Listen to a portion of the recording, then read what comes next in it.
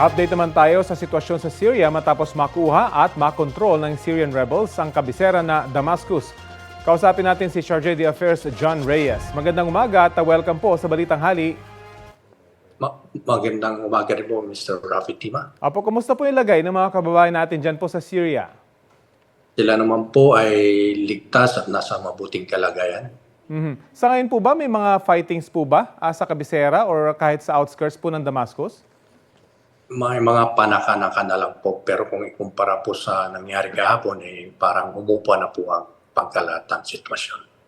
Mabuti namang balita naman po yan. Pero yung karamihan po ng mga Pilipino, saan po sa Syria nagtatrabaho? Ang karamihan nandito po sa Damascus. Ang total na mga kabuuan ng mga Pilipino rito po ay 703. Yung iba po ay nakapag-asawa ng mga Syriano at yung iba po ay nagtatrabaho rito sa Damascus.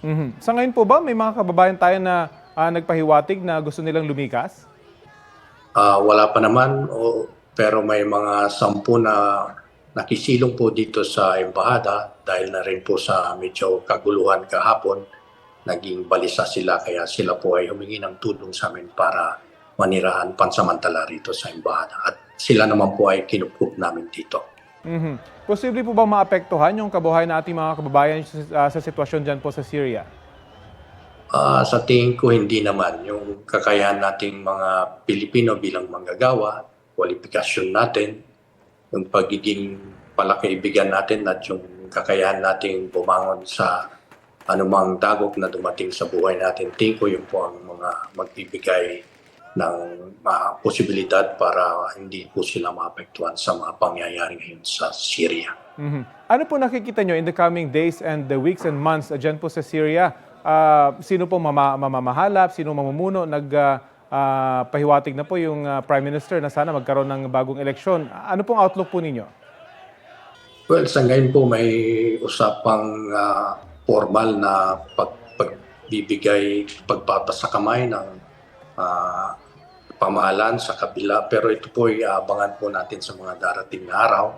Ito po ay isang mahabang proseso na pwede po nating tabayanan sa mga darating na araw. Basta ang mahalaga po, safe yung mga Pilipino po dyan sa Syria. Yan po ang unang-unang tagubilin ng ating pamahalaan ng Department of Foreign Affairs na siguraduhin nasa ligtas na kalagayan ng lahat ng mga Pilipino dito po sa Syria. At yan naman po ay pilit namin pong ginagampanan. Sige po, maraming salamat po sa oras na ibinahagi nyo sa Balitang Hali.